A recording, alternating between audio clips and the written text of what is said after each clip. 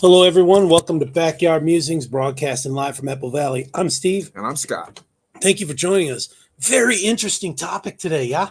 Quite a Oh, quite an interesting science. What do you call Breakthrough. this? Yeah, like a breakthrough, or just the idea of this product. This is fantastic. So Researchers have discovered an innovative process to transform harmful microplastics into graphene, which is a highly durable substance with widespread capabilities. And we'll tell you about them. This is reported by Interesting Engineering, the journal. It's a scientific breakthrough and an optimistic development in tackling the global plastic crisis. I mean, I've seen this guy down, I think it's South California, where he's taking all these plastic and like put them in nets and then built like pallets on top so he lives. I got a float. It floats, yeah. Yeah. Yeah, don't know what he does with like big like waves a barge or anything. something. Yeah, it's like a barge, yeah, but he's got a little shack, and he just lives on all that garbage, the plastic bottle stuff, and it floats. Yeah. But I mean, obviously, we've got an issue with plastics. Yeah. Right? I mean, Yeah. You mentioned plastic bottles. I mean, they're kind of destructive to the environment, and I know they're floating. They float forever. They don't break down. They don't. Yeah. So, but anyway, microplastics are miniature particles of plastic. Many microplastics start as larger plastic products, and some are used as key ingredients in mainstream consumer items such as cosmetics and clothing fabrics. But the chaos these materials create is anything but minuscule. Quote, the problem with microplastics is that they do not readily break down into harmless molecules, the National Geographic summarized. Yeah, so don't throw them away, right? Yeah. Make sure you recycle. Yeah. So microplastics linger in the environment and show up in our food, water, land, like we just talked about, and subsequently our bodies. Yeah, right? by eating, we ingest it. Right. Yeah, definitely. So they have been linked to significant health concerns, including ADHD, autism, heart attacks, and infertility. Those are some damaging health concerns. Pretty important stuff. Yeah. So they aren't rare either. A 2019 study concluded that on average, people unintentionally consume a weekly 5 grams, or the weight of a credit card, in plastic, which is mind-boggling. The weight of a credit card. Yeah, how do you pass that stuff? I guess we do, right? Or hopefully it's not staying in our body. The poops. Maybe that's why our poops are so cohesive. I don't know. I don't know. Speak for yourself on that. Oh, you don't have. You take. Anyway, back to the story.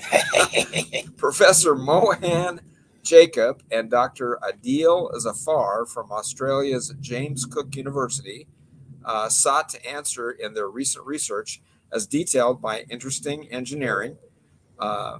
Besides limiting the use of plastic products, is there any way to reduce our ingestion of these toxic substances? So it's a valid question, and then they thought, let's research it, right? Yeah. I mean, I don't want great question going in. I mean, I remember years ago when I worked in the plumbing supply business, there was everything we were selling at the time, like water lines, PVC water lines, near houses and stuff. Yeah. And oh man, there was a big outcry about that, it's carcinogenic and could cause a lot of problem. I'm thinking, man, there's been PVC water lines for a long forever. Time. Yeah, and I think now it's PEX now. PEX, but it's still some kind of a plastic product is where it's at. So anyway.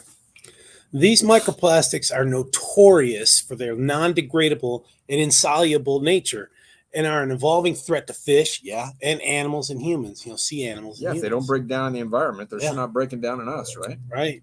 I've seen like the cartoon or the animated TV show about the penguins. Right. One of the penguins had like those 6-pack plastic things around his neck. Yeah, I've seen that all throughout the movie. Penguins, and I've seen it on seagulls. Yeah. Other animals, like netting and stuff. They get caught in the netting, and it's crazy. So this dude Jacob said that in the university release. But recycling microplastics is complex, highly involved, and expensive. For many, prohibitively so, explained Dr. Zafar. So scientists explored an alternative, upcycling.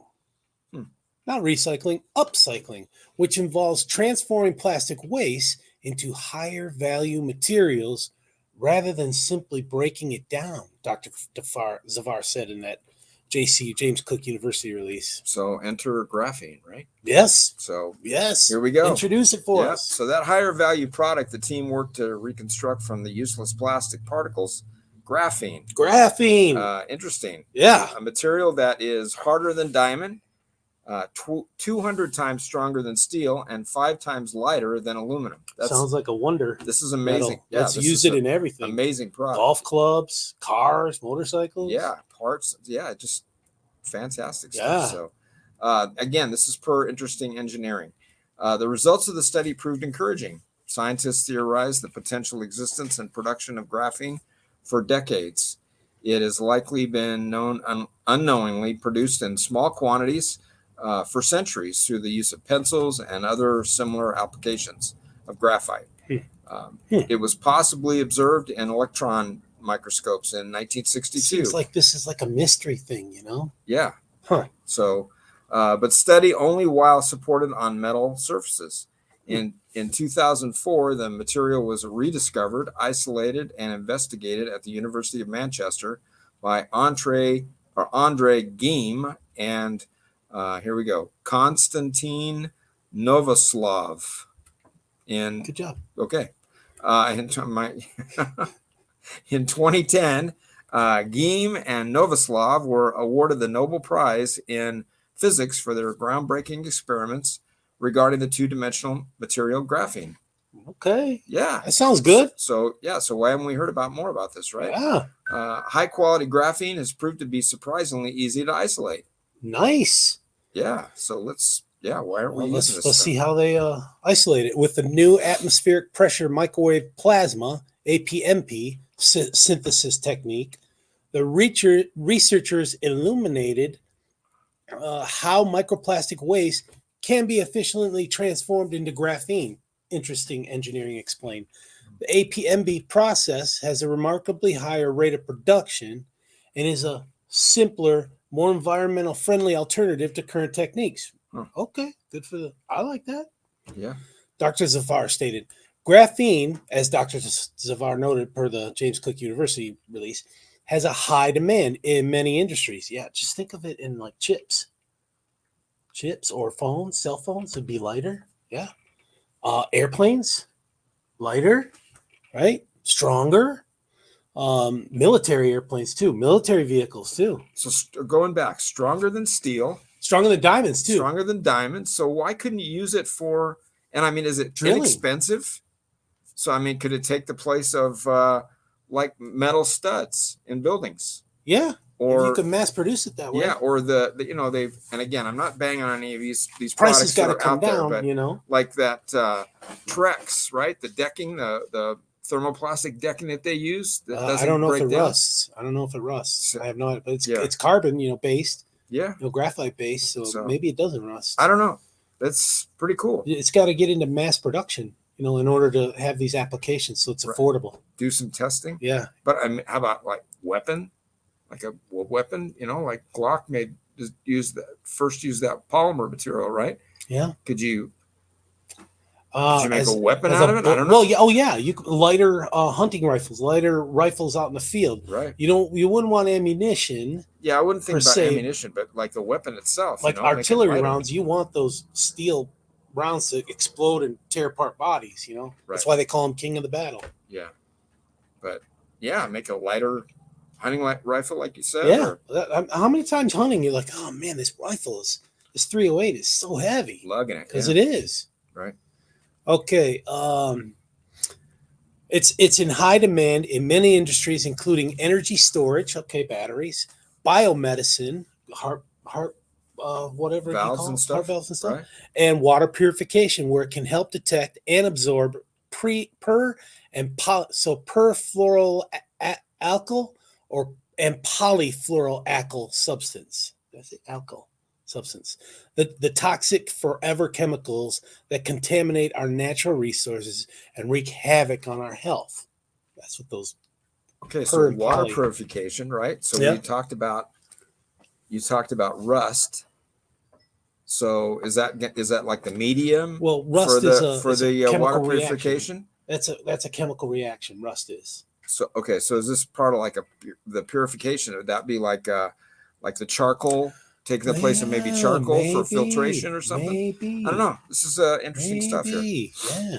Ultra modern methods such as these mean that microplastics could someday go from harmful to maybe even helpful.